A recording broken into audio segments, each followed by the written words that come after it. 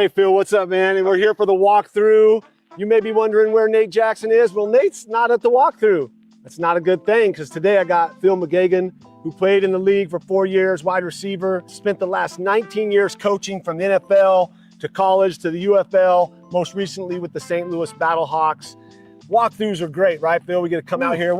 As a coach now, what does a walkthrough Oh, do? everything. Walkthrough, you can't feasibly get all the full speed reps without compromising your player's safety. So 50% of our reps now professionally are walkthrough.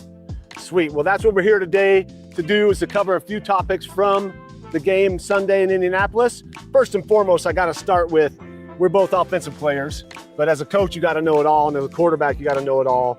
Run gap responsibility. As we saw late in the game and throughout the game, Indianapolis gashed the Broncos, this defense that we were lauding and putting on a pedestal, especially late in the game. And the one that stands out, we've talked about, is this Jonathan Taylor run. Can you explain just the responsibility of 11 guys on defense, filling their gaps, everything, and what you saw from that play? Yeah, so the Broncos, first and foremost, are one of the best defenses in the league. So, when I'm critical of a play, it's just the play. It's not of a person or the overarching scheme on defense or the coordinator. I think Vance does a great job on defense. But on that particular play, we should add tackle. I say we, because I play for Denver, you play for Denver. This is our team. I was at the watch party over there at the stadium.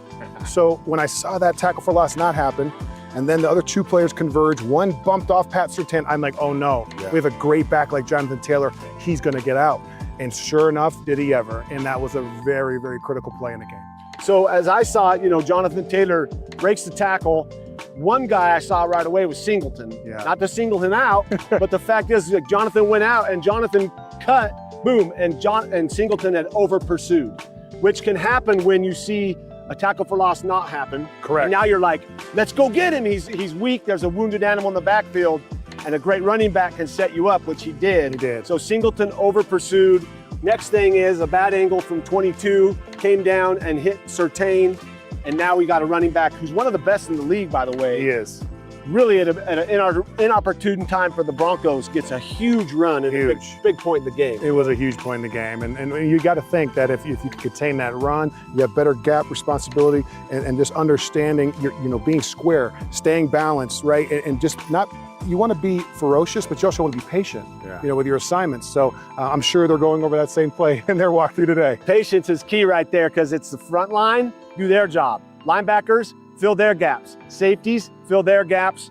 If we all do it together on 11 on defense, that's when we see this Orange Crush come out and they look hardest. Who's the best defense that you ever went against that does that gap responsibility and everything you just explained? Who did it the best that you competed against? I got some years playing against that Ravens defense with Ray Lewis, Ed Reed. They were just so stout up Saragusa. front. They flew to the ball. Absolutely. What they did so well was they were fast to the ball. I see that from this defense here. I agree. Denver, which is great, but patience, vision, hold your gap, keep your lanes. That's the most important thing. Okay, we've covered the run game. Next is really the play of the game, okay? The leveraging. And the kick is no good! Denver's gonna win! Denver's gonna win! Oh, is there a penalty down in the middle of the field? Personal foul, leverage, defense number 96. That's a huge, oh my goodness. So it's leveraging call. I'm like, if I get better leverage below you, I win. Leverage is supposed to be good, isn't it? Right? I thought it was good, a good thing. So we got the center who's down here, he's snapping. Sure. And he goes to snap the ball. Yes. As a special teams coach, you spent time with Darren Rizzi here, special teams coach for Denver. So you know him well. Well. Good coach? Great coach. Okay, you heard it, great coach. He's covering this, right? Absolutely. Him and even his assistant, Marwan Malouf, who was the Vikings special teams coordinator, Sean Payton's going to fortify those special teams. And defense, special teams, he knows that that's very, very important. So Rizzi's probably the best teacher of football. He's actually on the committee that changed the kickoff rule, that did this and that. This guy is an innovator. He's a great teacher. He's wonderful. He's a really good coach. Because we cover the rules preseason. When we're in a meeting, half of us are going to sleep. Bingo. Like, get me out of here. That could be true. So, do the players know, do not touch the centers. Don't even, just give him space. Don't even put a hand on. It would be very difficult for me to imagine anybody on the field goal block team not understanding the leveraging rule, especially playing for an Italian-American with the passion that Darren Rizzi has, with his verbose nature of explaining rules and the consequences of these rules. Yes. You know, so that's where I find it hard to believe that we didn't know that as players. And earlier we were chatting about this and you said 38-yard field goal, I can see a little extra effort, maybe someone going the extra mile doing this. 60-yard field goal, rookie kicker. We got a double jinx on the telecast. The announcer said twice, he's never missed a kick in the world. Never missed a field goal in the NFL. And ever on the NFL. Well, he double jinxed us. So really, it makes sense to jump because a 60-yard field goal is going to be a lower trajectory. Agreed. And to defend the player a bit, you're ramped up, you're amped up. It's the end of the game. You know, you want to make a play. Yes. But I don't think it was due to the fact that he didn't have the information. Okay. You know, but I understand from a player's perspective how sometimes, you know, you're down at the end of the game, you're trying to make a play. But I think the situational awareness, understanding where we were from a field position standpoint was just the most imperative part of how we're going to attempt to block it. We know we have to stay off the center. Yeah. College, the UFL, the NFL most certainly. But, you know, that was a very unfortunate play. So I played 6 years with Trey Junkin, who snapped in the league till he was like in a rocking chair. Mike Leach, Brian Jennings, an ASU Sun Devil, played in the league for 16 years. Okay, the reason they put this rule in is because the snapper's here. His main job is to snap the ball to the holder, and he's going like this. Back in the day, guys would spear these guys in the back of their necks, the back of their head, and it was obviously not healthy, not good for their brain. Especially in those critical situations like that. Yes. So this rule was, now have I seen worse people on the center and not get called this season alone? Yes. Great point. Yes, I have. But that being said, you have to know. You cannot touch the center in that particular situation, that circumstance. It's just it's such a grave consequence. And you know what sucks is the Broncos, I think, we're using as example because I want to see if this rule is called throughout the rest of the season because, like you just said, it's happening, it's happened and not been flagged. But is this an emphasis?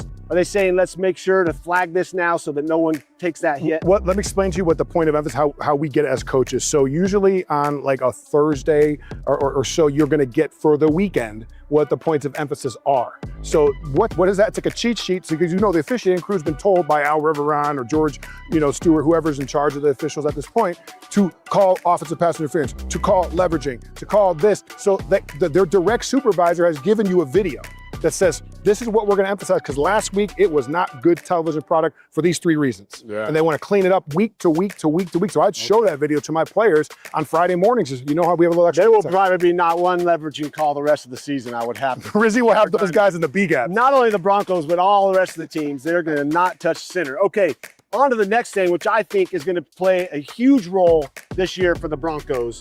Mainly because we have a quarterback who I believe could compete with, if not the best, one of the top 5 in the league at throwing on the run. Now, there are guys that can throw on the run to the right.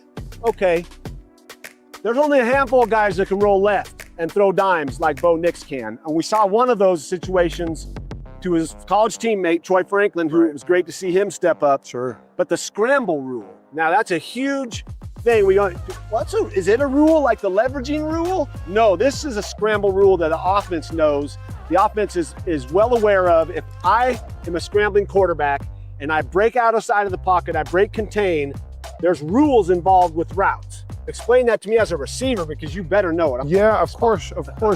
Of course I'll know this, Jake, because guys like you, I played with great scramblers, you know what I mean? So I understand I have to stay alive and get my cardio right because that's the biggest thing. Yeah. Are you in shape enough to work with your quarterback? That to me is the #1 variable in a scramble drill. Do you know the rules, right? So if you're deep, you got to come back, right directly to the quarterback. If you're short, you're going deep. If you're intermediate, you're working slightly back downhill at the quarterback towards the sideline. And there's some nuanced ways with the game within the game, the play within the play, that you really need to be on the same page. And it's hard to practice, but it comes up 5 times a game. So let's break out here. You're going to go to the left over here, and we're going to go this way. Our backs are to the camera, but this will give you a little view. We're going this way.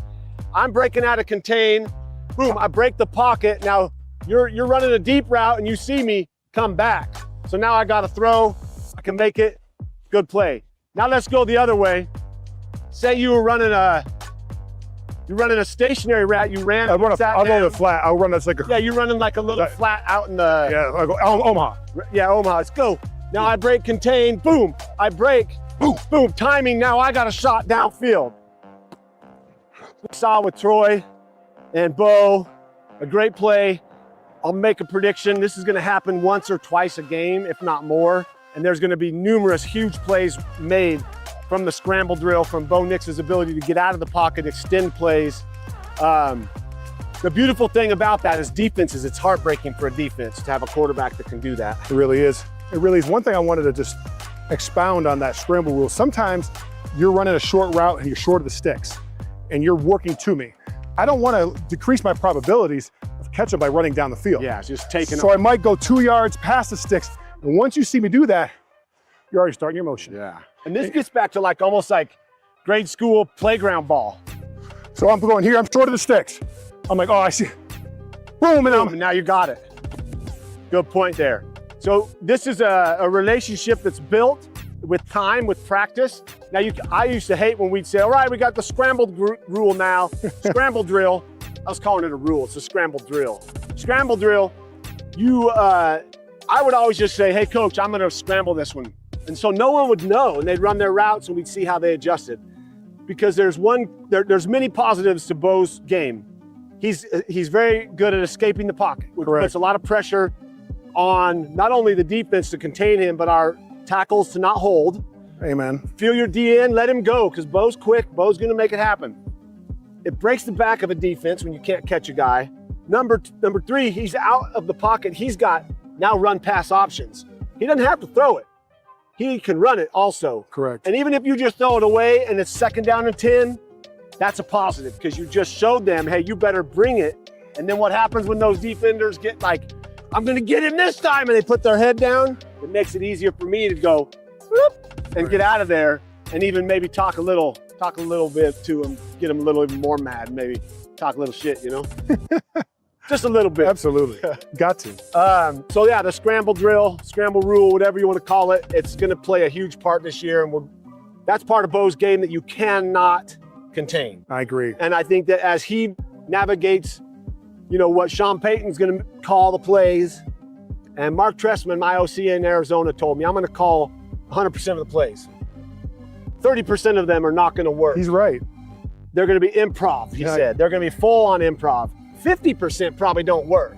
Of those 50, 30% of the improvisation is where my skill set comes in. It's fair. And you can make a play either positively or negatively to impact your team. I would agree with that. Puts a lot of pressure on me, but it also puts a lot of pressure on those receivers and tight ends to get open. Give me a body, give me an angle, give me somewhere where I can throw it, because I'm gonna rip that thing. You know I'm gonna sling it, throw it to my left or right. So scramble drill. All right, next and last thing we're gonna cover is the throw, the interception in the red zone. Really was tough because it was at a really big moment of the game where any points matter at that point. In my mind. You know, as a quarterback, numerous times you're throwing in a pocket and there's guys there. You have to have such amazing spatial awareness, some of the best in the world, I would like to say. We saw Bo go to throw and he stopped his arm here and he kept his hand from hitting a defender in front of him. There's a few things that can happen here, right? I mean, either you don't make the throw, which you just said. Yeah, that was, we'll talk about that third. Okay. We'll talk about your options first. My option is like, hey, have a receiver you trust, so if you do throw it out there, he's gonna do whatever he can to like not let it be an interception. 2, hopefully you gave him a chance to catch it. If not, Bo doesn't come through and possibly break a finger. The worst one will be your thumb. A fracture in the thumb, Bo's gone. He is. You cannot throw. I ripped my ulnar collateral ligament in '99, and I had the worst year of my career. I threw 27 picks, 9 TDs. Of those 27 picks, probably 15 of them should have been TDs, but I could not put the velocity on the ball because my thumb was jacked. So, interception, bad, but better than the other. IR?